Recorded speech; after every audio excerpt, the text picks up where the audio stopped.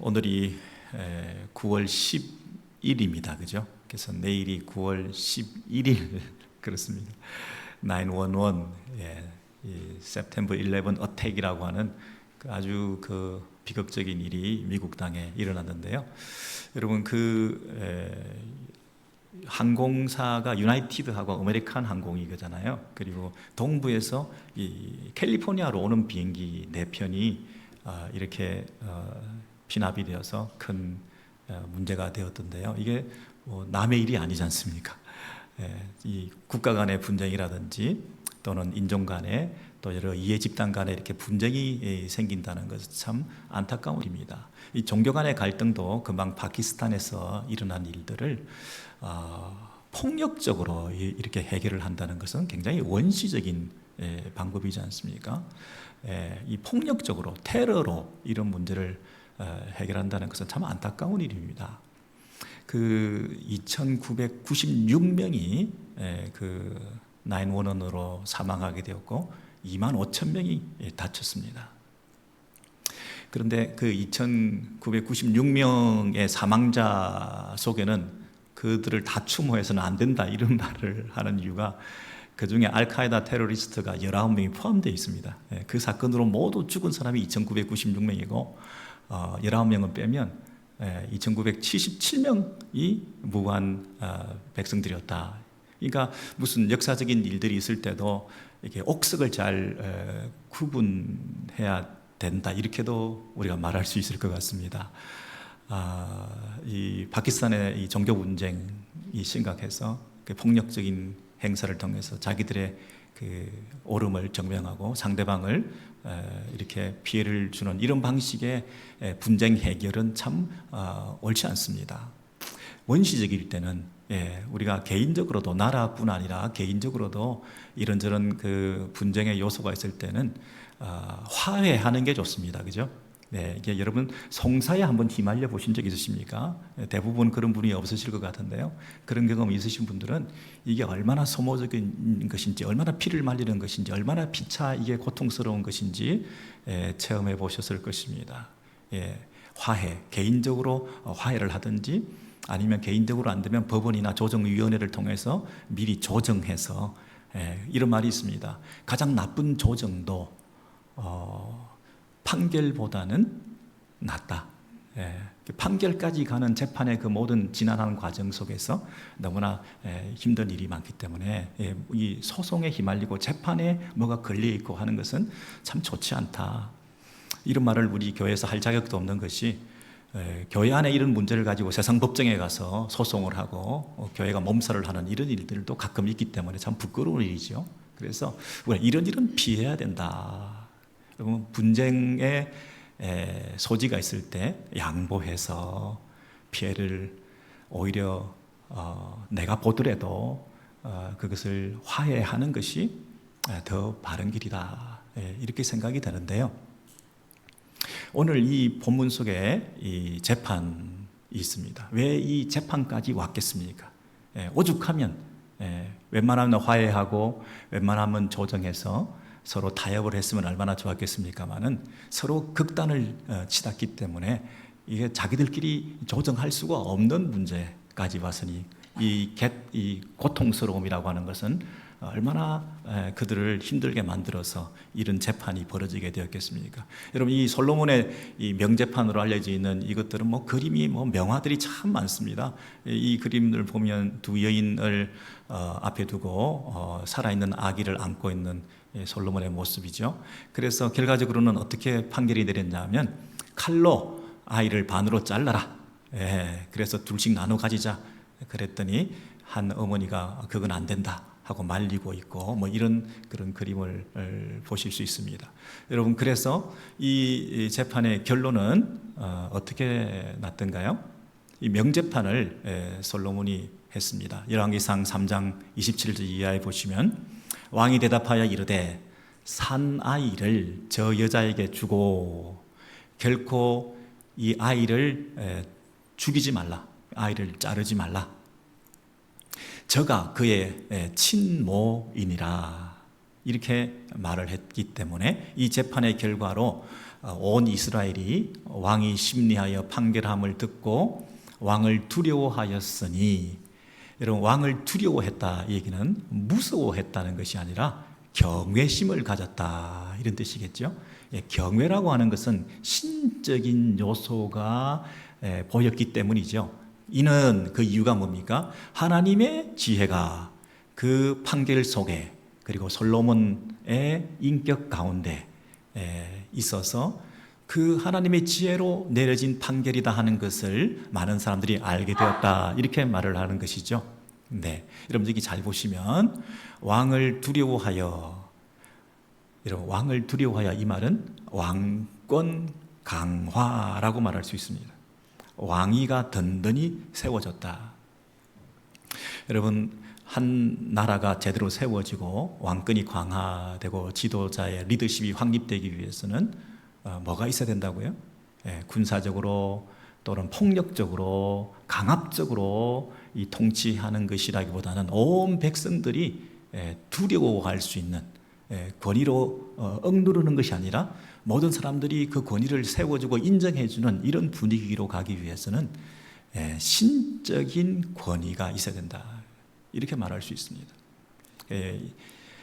솔로몬이 다스리는 나라, 솔로몬을 통해서 하나님이 우리를 다스리고 계시는 거구나 하는 것을 백성들이 느끼게 될 때 그 솔로몬 인간 왕조차 권위를 인정받게 된 것이죠. 여러분, 흔히 세계 한 204개국이 있다고 그러는데요, 유엔에 가입한 나라가 105개국입니다. 그 중에 핵무기를 보유한 나라가 9개 나라입니다. 핵 보유국이다 이렇게 말하죠. 핵을 보유하고 있는 나라는 얼마나 발언권이 센지 그 나라가 처신하는 걸 우리가 함부로 뭐라고 할 수가 없는 그런 입장에 있는 나라들이 있는데요, 핵 보유국이다, 핵무기 보유국이 가지고 있는 이런 파워라는 게 은근히 있는데요, 이 이스라엘은 뭘 보유하고 있었습니까? 솔로몬 보유국이었습니다. 근데 그 솔로몬은 하나님의 지혜를 덧입은 자였다. 하나님이 다스리는 왕국의 인간왕으로 세워진 그 이스라엘이라고 하는 그 자부심이라고 하는 것은 세계 몇백 개국 그 중에서 그 열방 가운데서 오직 하나, 유일한 한 나라, 신정국가로서 하나님이 왕이신, 하나님의 지혜로 통치하고 재판하고 다스리시는 이 나라에 속해 있는 우리 백성들은 얼마나 행복하냐, 얼마나 이 나라의 백성의 자부심을 우리가 가져야 되느냐, 이렇게 우리가 자랑했을 것입니다. 여러분, 저와 여러분은 어느 나라에 속해 계신가요? 우리가 보유하고 있는 것은 무엇이신가요? 하나님이 보호하사, 하나님께서 지켜주시고 보호해 주시는, 그리고 하나님이 친히 다스리시는, 왕노릇 하시는 그 이스라엘, 그 인간왕 솔로몬을 통해서 하나님이 왕노릇 하시는 그 왕국의 백성들이 누리는 그 기쁨이란 얼마나 큰 것이었고 만족스러운 것이었겠습니까? 이 재판 하나를 통해서 하나님이 우리를 다스리신다, 그런 기쁨과 감격이 있지 않았겠습니까? 저와 여러분을 감격하게 만드는 것은 무엇입니까? 하나님이 우리를 여전히 지키시고 보호하고 계십니까? 하나님께서요, 오늘 이 재판을 솔로몬을 통해서 허락하게 되어서 그 백성들이 그 기쁨을 누리게끔 하게끔까지 솔로몬은 이 왕으로서 이 왕노릇하게 되는데 제일 처음 구했던 것이 여러분 아시다시피 지혜였습니다. 이런 지혜로운 판결을 하게 된 것은 솔로몬이 지혜를 하나님께 구했기 때문에 그 지혜로운 기도의 응답의 결과로 이 지혜로운 판단을 했다는 것을 우리가 잘 알고 있거든요. 그래서 솔로몬이 1천 번제를 드린 적이 있는데요, 3장 4절에서 12절 보시면 1천 번제라고 하는 것은 1,000번 제사를 드린 것이 아니라 1,000마리를 한꺼번에 한 번에 번제로 드렸다, 이런 말이죠. 그러니까 하나님 앞에 최선을 다하고 또 자신의 신앙을 이렇게 고백했을 때 하나님께서 그것을 보시고 그 믿음 가운데 축복해 주셔서 마치 무슨 옛날 얘기에 나오는 것처럼, 동화 얘기처럼 이렇게 물으셨습니다.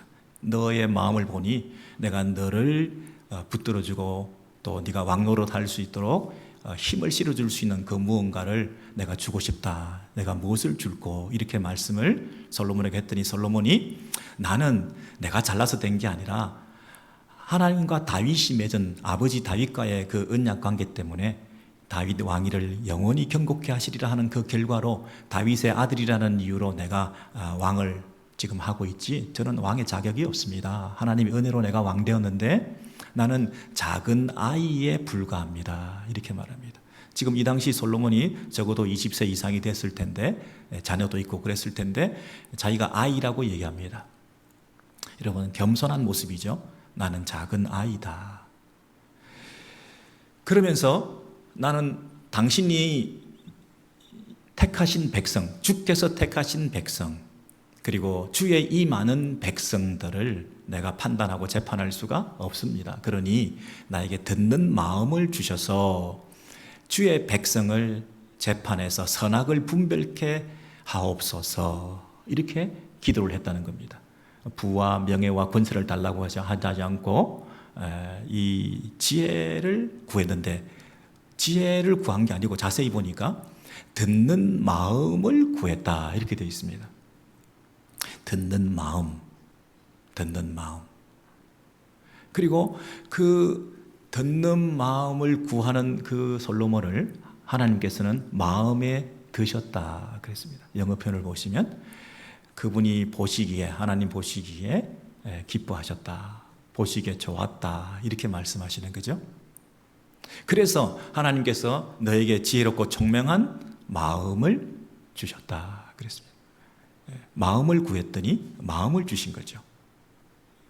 우리는 이 솔로몬이 굉장히 스마트했구나, IQ가 좋았구나, 지혜를 구해서 머리가 비상했구나, 이 솔로몬은 진짜 머리가 매력적인, 두뇌가 내가 매력적인 남자였구나, 이렇게 생각을 했는데 알고 봤더니 마음이 매력적인 남자였던 거예요.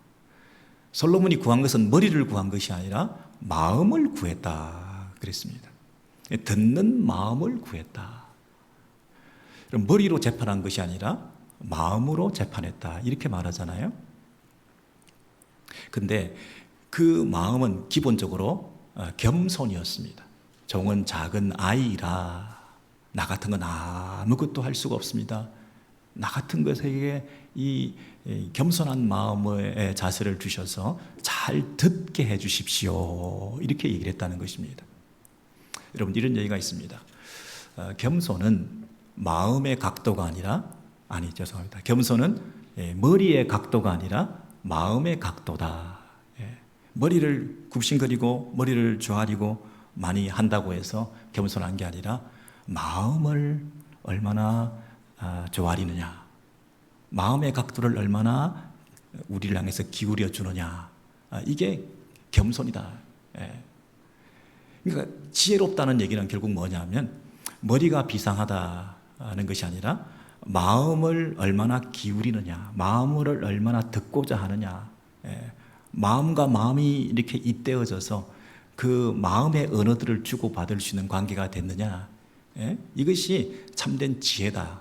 지혜로운 마음을 구했다, 듣는 마음을 구했다, 이게 하나의 지능이라 말할 수 있습니다. 이때 지능이라고 하는 것은 하나님의 지시를 따라 행할 수 있는 능력을 말하는 거죠.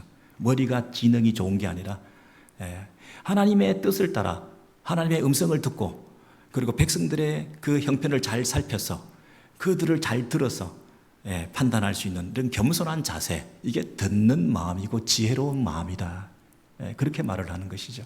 제가 오늘 본문을 통해서 그것을 설명해 드리고자 합니다. 첫째, 주께서 택하신 백성, 그리고 주의 이 많은 백성, 그리고 주의 백성, 이렇게 세 번이나 이 백성이 내 백성이 아니라 주님의 백성이다, 이렇게 말하고 있습니다. 하나님의 왕국의 백성들이다. 그러므로 그 한 사람 한 사람이라고 하는 것은 하나님께 소속된 자들이라는 거예요. 그러니 그 하나님께 소속되어 있는 그 하나님의 백성들을 내가 소홀히 할 수 없다. 그들이 아무리 많다 하더라도 한 사람 한 사람을 향한 내 듣는 마음을 소홀히 하지 않도록 내가 그들에게 귀를 기울이게 듣는 마음을 주십시오. 이렇게 기도를 했다는 것입니다. 여러분 보십시오. 지금 두 장기가 둘 사이에 분쟁이 생겼습니다. 어떻게 보면 그 당시에 사회에서 소외 계층이고 그리고 경멸의 대상이었습니다. 근데 자기들끼리 싸움이 붙었습니다. 근데 그 싸움에 왕이 지금 재판을 하고 있다. 그들이 왕 앞에 나와가지고 시시비비를 가지고 서로 논쟁을 하고 서로를 삿대질하면서 따지고 있다. 이 왕의 권위로 볼 때, 대제국의 왕 입장에서 볼 때는 이런 하찮은 사람들이 와서 서로 논쟁하는 이 꼴을 그렇게 오래 봐줄 필요가 있겠습니까? 적당히 처리해라. 뭐 그들이 어떻게 되든 그게 무슨 상관이 있습니까? 그리고 그들이 하찮은 사람일 뿐만 아니라 이 재판 자체가 굉장히 곤란한 재판입니다. 왕이 인벌부하기에는 증거가 없고 증인이 없는 재판입니다. 이런 곤란한 재판은 왕의 품위와 위신이 손상당할 수 있으니 이런 재판에 처음부터 인벌부 안 할 가능성도 있습니다. 왜냐하면 무슨 얘기를 좀 들어보려고 그러는데 친부가 아무도 없습니다. 애비가 누군지를 몰라요. 그리고 밤에 자는 사이에 일어났기 때문에 외부에서 출입한 흔적도 전혀 없고 증거 능력을 가질 수 있는 것들이 아무것도 없습니다. CCTV가 작동하지도 않았습니다. 유전자 감식 검사를 의뢰할 수도 없습니다. 국립과학수사연구소에 의뢰할 수 있는 그 먹거리가 아무것도 없습니다. 어떤 증거 능력을 가질 수 있는 것들이 아무도 없는 그런 상황에 둘 사이에서 서로 말로 논쟁하고 있는 이것을 어떻게 옳고 그름을 가린다는 것입니까? 할 수가 없어요. 그러니 이런 재판에 연루되는 것 자체가 싫은 그런 상황인데도 듣는 마음을 가진 솔로몬은 하나님의 백성들 한 사람 한 사람을 그 누구라도 비천한 자들이라도 무시할 수 없는 그런 마음을 가졌기 때문에 그 마음을 가지고 이런 곤란한 재판이지만 그 얘기를 들어보고자 귀를 기울이게 되었을 때 하나님께서 주시는 음성을 들었던 거죠. 그 백성들의 음성을 들었을 뿐만 아니라 하나님의 음성을 들었는데 오늘 본문에 보시면 듣는 마음을 주사 선악을 분별케 하옵소서 그랬습니다. 여러분 재판관이고 자기가 왕이면 자기 나름대로의 기준이 있어요. 선악에 대한 기준이 있습니다. 당시 법문에 의해서 유권 해석을 할 수 있고 그 법에 따라서 옳고 그름을 판단할 수 있는 그런 지식이 있습니다. 그래서 선과 악을 자기의 직관이나 경험이나 자기의 어떤 법 해석에 의해서 선악을 구분하면 되잖아요. 근데 왜 나는 어린아이이기 때문에 하나님의 말씀을 듣고 하나님으로부터 지혜를 얻어서 듣는 마음을 내가 가짐으로 하나님이 주시는 은혜로 내가 선악을 판단할 수 있게 해달라. 이런 얘기를 한다는 것은 자기는 더 이상 선악의 기준에 있지 않습니다. 하나님이 이 선과 악에 대해서 판단해 주시기를 원합니다. 이렇게 말을 하는 것이잖아요. 그래서 선악을 분별케 해달라. 하나님만이 선악을 분별할 수 있습니다. 하나님만이 선악의 기준이 되십니다. 이 얘기를 지금 하는 거잖아요. 그랬더니 하나님께서 주의 마음에 그 말이 마음에 든지라 하나님 보시기에 좋았더라 이렇게 말씀하시는 거죠. 그러니까 지금 어떤 상황인가요? 나는 아담의 실패를 되풀이하지 않겠습니다. 그 얘기잖아요. 지금 이 상황이 어떤 상황인가요? 에덴이 회복되고 있는 상황이죠. 인간이 타락한 이후에 인간 나름대로 각자가 선과 악을 판단하는 재판관 노릇을 하며 각자가 다 왕이 되어서 만인에 대한 만인의 투쟁의 상태에서 분쟁하고 있는 이 혼란한 세상 가운데서 선과 악의 새로운 기준을 하나님께서 설정해 주시고 나는 그 기준대로 살겠습니다. 이렇게 이 솔로몬이 얘기를 했다고 하는 것은 타락하기 이전의 상태로 돌아가기 위한 몸부림이었잖아요. 나는 선과 악의 바른 판단 기준이 되지 못합니다. 하나님이 나에게 지혜를 주셔서 그 선과 악을 판단할 수 있게 해달라 하는 이 말에 하나님께서 창세기의 창조의 그 상황에 보시기에 좋았더라. 그 마음에 던지라. 이렇게 된 거 아닙니까? 그러니 하나님께서 이 솔로몬을 얼마나 귀하게 여겼겠습니까? 그래서 이 재판이 이제 벌어지게 되어서 결론이 이제 어떻게 났을까요? 듣는 마음을 달라. 이 얘기는 백성들의 그 형편의 깊은 속마음까지도 내가 알 수 있도록 마음을 열게 해달라. 이 얘기잖아요. 그들의 논쟁, 말, 주장, 의견, 그것만 듣지 않고 그들의 그 깊은 속에 있는 그 마음, 정직성, 그 마음 깊은 곳에 있는 그들이 가지고 있는 진심, 그런 것을 내가 들을 수 있게 해달라. 그 얘기잖아요. 그냥 자기들이 주장하는 이 법 논리를 가지고 법을 피해가면서 얼마든지 옳고 그런 것을 겉으로 이 법을 잘 이용해 가는 사람들도 있고 법망을 피해 가는 사람들도 있고, 가진 사람과 힘 있는 사람들이 법을 유리하게 적용하기도 하는 이런 세상에 나는 그런 거 다 무시하고 하나님의 기준을 가지고 그들의 심정, 그 마음, 그 깊은 곳을 내가 헤아려서 진심을 드러내는, 내 마음을 폭로시키는, 그들의 그 형편을 진짜 알게 되는 그 진실에 내가 가까이 가기를 원한다. 이런 자세로 이 재판을 했다는 거 아닙니까? 그러니 그 재판의 언도는 당연히 이렇게 난 것이죠. 3장 25절 이하에 보시면 이 여인이 지금 산 아이를 하나 가지고 왔는데 이 아이를 반으로 잘라라. 그런 외부적인 충격적인 언도를 통해서 그들의 어머니들의 마음을 폭로시킨 거죠. 그래서 한 여자가 아들을 위하여 마음이 불붙는 것 같아서 컴패션이라고 그랬습니다. 이 창자가 끊어지는 것 같은 애통이라는 말을 하시죠.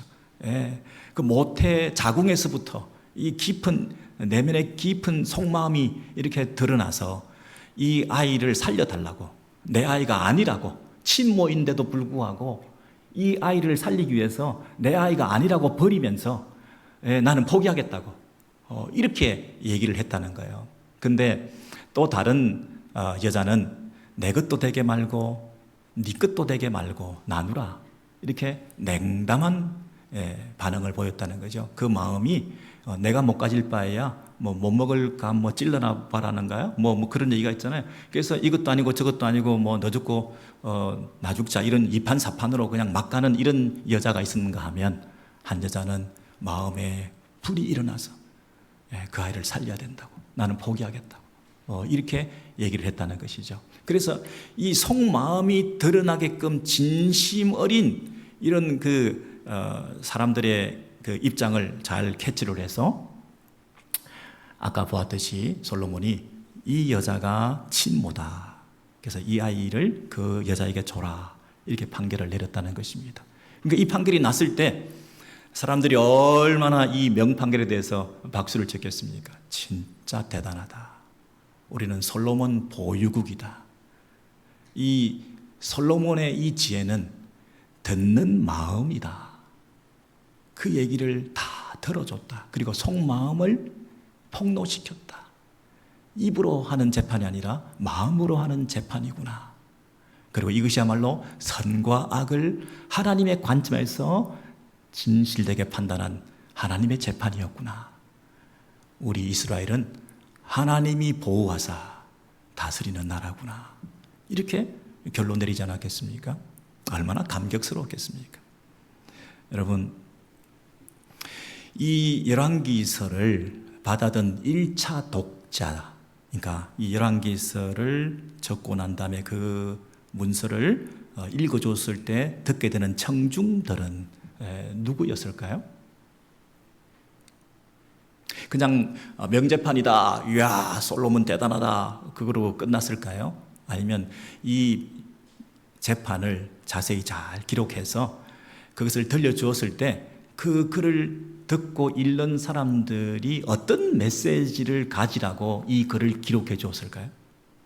열왕기서가 이제 왕들의 열전이라 열왕기의 왕들의 얘기가 많이 나오는데, 그 왕들의 얘기를 다 적어가지고 이 독자들이 받아들었을 때 뭘 느끼라고 이 본문을 전달해 주었을까요?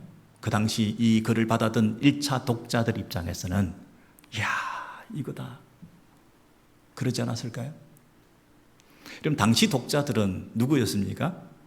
이스라엘이 멸망하고 포로된 상태에 있는, 유배가 있는 그런 형편에서 하나님으로부터 버림받은 것 같은, 하나님이 우리를 버리셨다, 왜 우리를 망하게 하셨냐, 이런 입장에 있는 그들에게 너희들이 왜 망한 줄 아냐, 왜 망한 줄 아냐.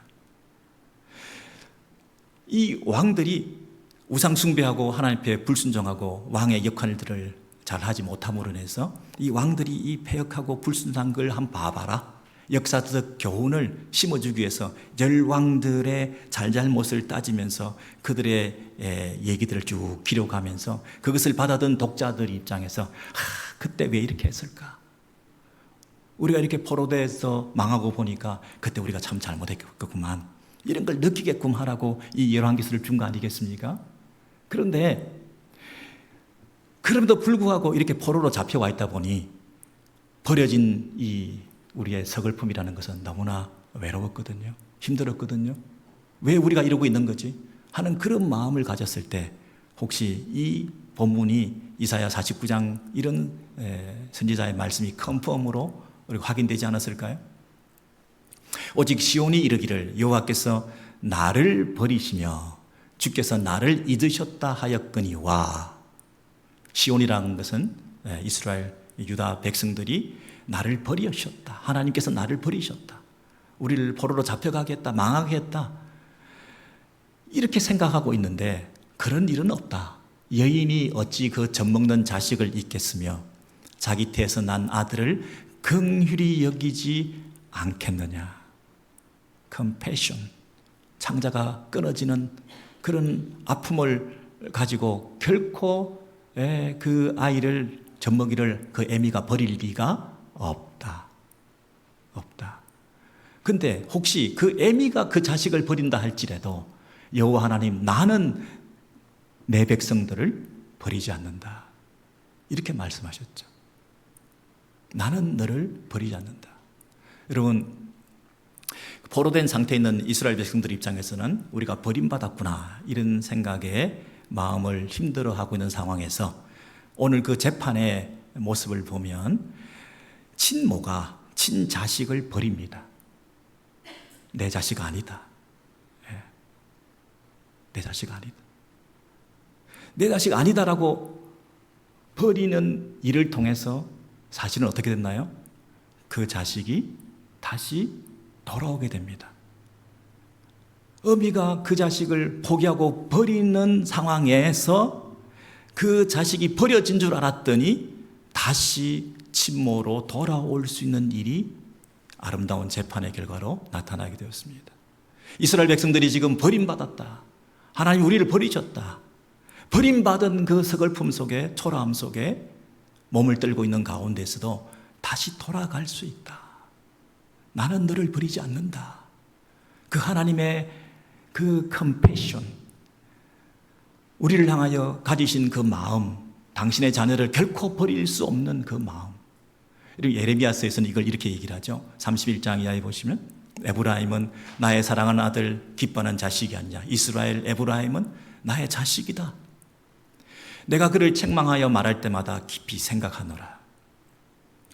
여러분, 책망, 꾸중, 심판, 재앙, 포로, 이런 고통의 순간을 둘 때마다 내가 생각이 없는 게 아니다. 더 깊은 생각이 있다. 내가 깊이 생각하노라. 너를 버린 게 아니다. 너를 향한 나의 계획과 섭리와 함께함은 계속되고 있는 거다. 내가 깊이 생각하노라. 그러므로 그를 위하여 내 창자가 들끓으니, 네가 고통당하고 있는 것 때문에, 내가 버린 것 때문에 내 마음이 너무 아프지만, 그러나 내가 너를 불쌍히 여겨서 컴패션, 큰 동정과 연민을 가지고 내 창자가 끊어지는 이 애간장하는 이 마음의 민망함을 가지고 내 중심 깊은 곳에서부터 너를 사랑하는 이 마음이 여전히 살아있어서 내가 너를 돌아오게 할 거다. 처녀 이스라엘아, 너의 이정표를 세우고 너의 편말을 만들고 전에 가던 길을 마음에 두라. 돌아오라. 내 성읍들로 돌아오라. 여러분, 하나님께서 그 백성들을 버린 것 같지만 생각 없이 버린 게 아니다. 너희들은 나를 하나님 생각도 없으시네 라고 생각할지 모르지만 그게 아니다. 나 생각이 있다. 깊이 생각하노라. 너희들이 생각하는 얕은 단세포적인 1차원적인 눈에 보이는 것만 추구하고 판단하고 울고 불고 일희일비하는 너희들의 환경이 좀 좋아지면 너희 인생이 좋은 것이고 너희들 환경이 조금 힘들면 너희들이 원하고 기대하고 요구하는 대로 잘 이루어지지 않으면 세상이 다 무너진 것처럼 살아가는 그런 패턴의 그런 인생의 모습으로 살지 말고 나의 깊은 생각을 좀 이해해 주면 좋겠다. 네가 지금 포로로 잡혀가 있지만 내가 생각하고 있다. 그리고 가장 가슴 아픈 것은 나다. 내가 너를 거기 보내놓고 내가 더 가슴 아파하고 내가 더 마음이 아파서 힘들어서 견딜 수가 없구나. 내가 자식을 버린다고 할 때 그 부모의 애미의 심정이라고 하는 것이 어떤지 알겠냐. 그리고 그럴 리가 없다. 결국에는 돌아오게 한다. 이정표를 세우고 편말을 만들고 전에 가던 길을 마음에 두라. 여러분, 지금 여러분이 저와 살아가는 이 삶이 어디 내던져진 느낌이 있을지라도 여러분, 지금 난 불편한 것 없어. 난 먹고 사는 거 지장 없어. 나만큼 문제 없는 사람 있으면 나와봐. 그럴 수도 있지만 그러나 여러분 마음 깊은 곳에 인생의 고뇌라는 게 있지 않습니까? 여러분 미국에 오셨는데요. 그 원래 온 목적들이 잘 달성되고 있나요? 미국에 내던져졌다, 버려졌다 하는 느낌을 가진 적은 없나요? 미국에 오신 이후의 삶은 어떠신가요? 만족스러우신가요? 아둥바둥 많이 애를 썼지만 채워지지 않는 그 무엇이 있지 않습니까?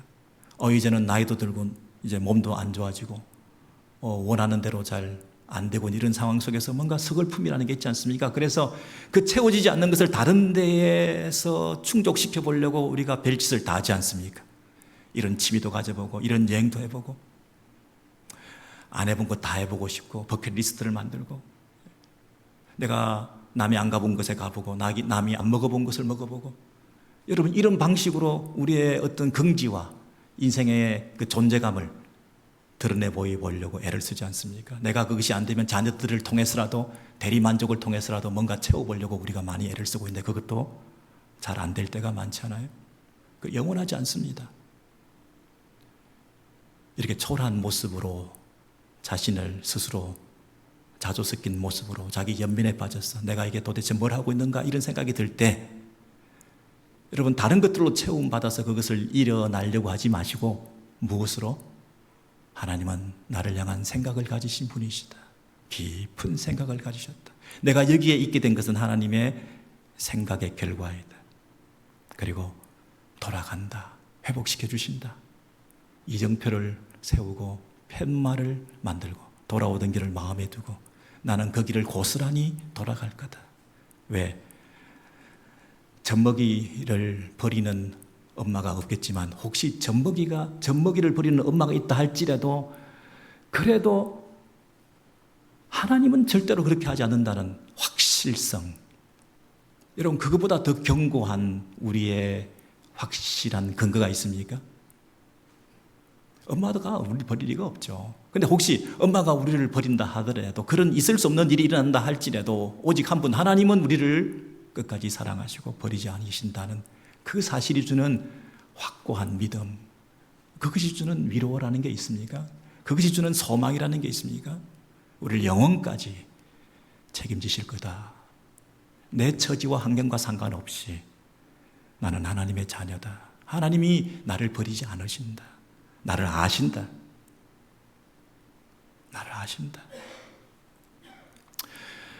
여러분, 이런 독자들에게 주는 위로가 있었을 것입니다. 포로된 상태에 있는 이스라엘 백성들이 우리는 돌아간다. 그렇죠? 그 1차 독자들 가운데 왕들도 있었을 것입니다. 이스라엘의 지도자들도 있었을 것입니다. 이분들이 오늘 이 글을 읽으면서 이야, 이스라엘의 지도자라고 하는 덕목은 이런 것이구나. 왕들이 이런 자세로 천 마음을 품고 끝까지 재판하고 하나님을 의지하고 듣는 마음을 가지고 하나님께 선악을 위탁해 드려서 판결하게끔 하는 어린아이와 같은 심정으로 주님을 바라보는 이런 자세를 초지일관 가지지 못했기 때문에 결국 망하게 되었구나. 열왕기상 제일 첫 부분에 이 솔로몬 재판을 통해서 왕들이 가져야 될 덕목이 뭔가, 교회 안에 지도자들이 갖춰야 될 최고의 자세는 뭔가 하는 것을 이렇게 가르쳐 주셨는데, 이거를 끝까지 가지지 못하고 그 뒤로 갈수록 왕들이 부패하고 타락하고 자기가 왕 노릇하다가 이 나라가 망했구나 하는 것을 깨달으면서 내가 더 겸손해야 되겠구나. 그 1차 독자들 가운데 지도자들이 다시는 이런 전철을 되풀이하지 말아야 되겠구나 하는 것을 배우지 않았겠습니까? 여러분은 어떻습니까? 교회를 교회답게 세워나가는 원리가 무엇입니까? 교회 안에 직분자들이 갖춰야 될 최고의 덕목은 무엇일까요? 나는 작은 아이라 나는 듣겠습니다. 나는 왕노릇하지 않겠습니다. 내 왕관을 벗어던지고 우리의 참된 왕이신 그분께 우리가 나아가겠습니다. 가장 높으셨던 하나님의 아들이신 예수 그리스도가 이 땅에 오셔서 성경을 받고자 오신 것이 아니라 섬기러 오심으로 그 예수 그리스도가 가장 낮은 곳에 거하셨을 때 그를 가장 높이 들어 올리셨던 것처럼 이 하나님 나라의 원리는 이런 것이군요. 큰 자가 작아지고 작은 자가 큰 자가 된다는 것이 이런 원리이군요. 적어도 교회 안에 있는 이 지도자들은 servant leadership을 가져야 되겠군요. 섬기는 종으로서의 자세를 가져야지 군림하는 왕으로서 자세를 가지는 것은 나도 망하고 이 공동체를 망하게 하는 것이군요. 철저히 섬기겠습니다. 그 두 여인이 아무리 보잘것없는 여인이고 하찮은 이슈를 가지고 왔다 할지라도 끝까지 들어주었던, 어떻게 이렇게 낮아질 수 있을까? 왕이 너무 낮아지네 하는 느낌을 가질 정도로 저와 여러분이 낮아지고 있으신가요? 야, 목사님이, 장로님이 세상의 저 교회는 어떻게 저렇게까지 할 수 있을까? 너무 낮아지네? 너무 형편없이 시급을 당하는 한이 있다 하더라도 너무 낮아지네. 너무 낮아지네. 야, 저렇게 낮아질 수가 있을까? 그런 모습을 보일 때 하나님께서 그런 사람들을 통해서 세우시고 높이시고 그 공동체를 하나님의 나라의 모습답게, 하나님의 나라의 모습답게 일구 가는 것이 아닐까요? 그런 기본적인 마인드와 자세가 없이는 이스라엘이 망했던 것처럼 우리는 망해가게 되는 거죠. 망해가는 징조가 보이죠. 저와 여러분의 마음속에 높아져가는 그 마음을 보면 망할 징조죠. 아니, 망했죠. 망해도 싸죠. 내 안에 이 자고한 마음이 꿈틀거리고 있는데 안 망하는 게 이상하지. 우리 가정과 우리 교회 공동체가 과연 하나님의 나라다운 모습으로 회복하고 있나요? 우리의 마음 자세죠. 듣는 마음을 주시옵소서. 하나님 앞에서, 사람 앞에서.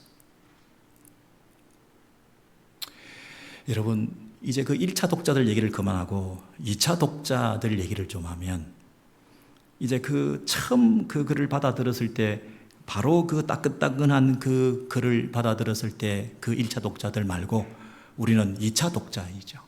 저마치 먼 옛날 얘기처럼 하고 이제 얘기를 받아들게 되었는데, 그들은 그런 형편에 있다 하더라도 우리들은 뭐 그렇게 실감나게 이 재판의 결과가 와닿지 않는데 여러분은 어떠신가요?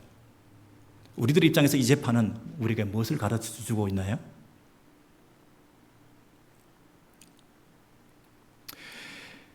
그 친모가 그 친자를 죽이는 것을 내버려 두었습니다. 아까 칼을 들고 누군가가 그 아이를 자르려고 했습니다. 그러나 자르진 않았습니다.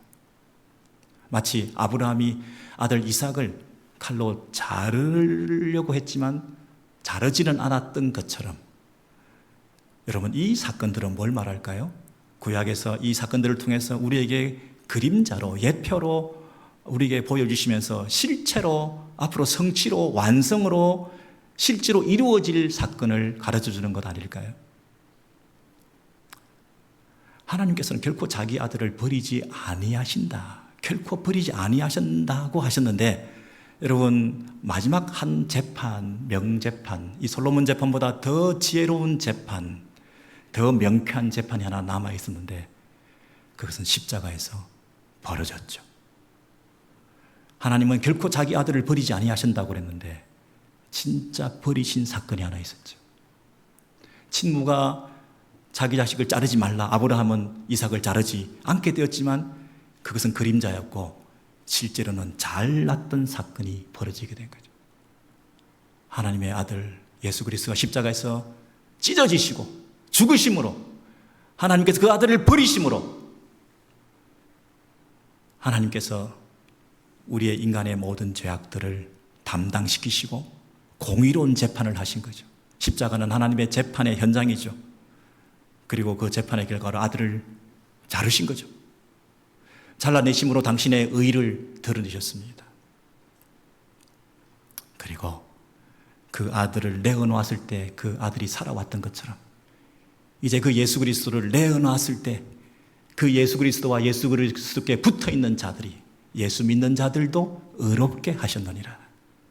하나님께서 자신도 의로워지시고 공의를 나타내시고 당신의 백성들도 건져내시고 구원해내시는 참된 의의 백성들을 우리를 다시 살려주신 거죠.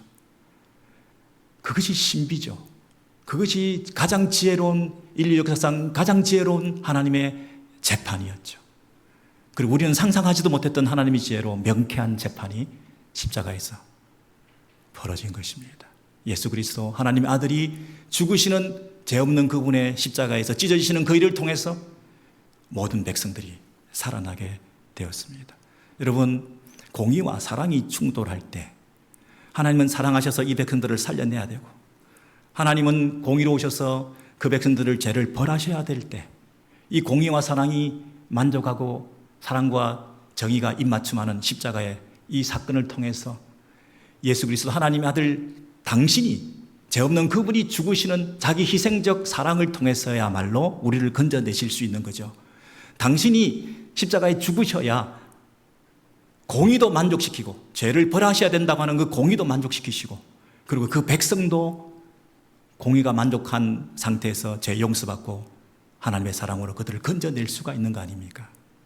하나님의 사랑과 공의, 이 놀라운 지혜를 십자가에서 허락하심으로 이제 우리가 살아나게 된 것이죠. 여러분, 솔로몬의 재판을 통해서 하나님의 지혜를 다시 생각합니다. 세상에는 없는 재판이었습니다. 우리가 남은 인생을 어떻게 살아야 될지 오늘 말씀을 통해서 여러 가지를 교훈해 주고 있습니다. 여러분, 우리는 하나님 나라에 속해 있습니다. 하나님을 보유하고 있는, 하나님이 보호하사 다스리는 왕국에 속해 있습니다. 여러분의 장깨로 잔재주로 여러분 사시면 안 됩니다. 여러분이 자기를 내려놓으셔야 됩니다.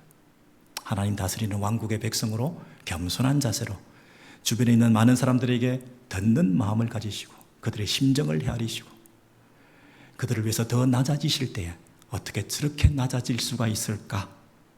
더 낮아지실 때 하나님께서 여러분을 세워주시고 높여주시고 왕국이 세워져 가는 것입니다. 이스라엘의 열왕기상에 그 놀라운 첫 출발이 끝까지 가지 못하고 그 나라가 망하게 된 것처럼 저와 여러분이 속한 공동체와 가정이 망하지 않기 위해서 이 하나님의 지혜, 하나님의 놀라운 신비, 하나님의 이 놀라운 통치가 구현될 수 있도록 더 겸비한 마음으로 믿음으로 살아가시는, 더 주님을 의지하고 바라보실 때 우리를 통해서 일하시는 하나님을 목도하고 함께 찬양할 수 있는, 우리는 하나님을 보유한 왕국의 백성들이다. 그것을 가장 기뻐하고 자부심과 긍지를 느낄 수 있는 그런 주의 백성들로 살아가시는 저와 여러분 되시기를 소원합니다.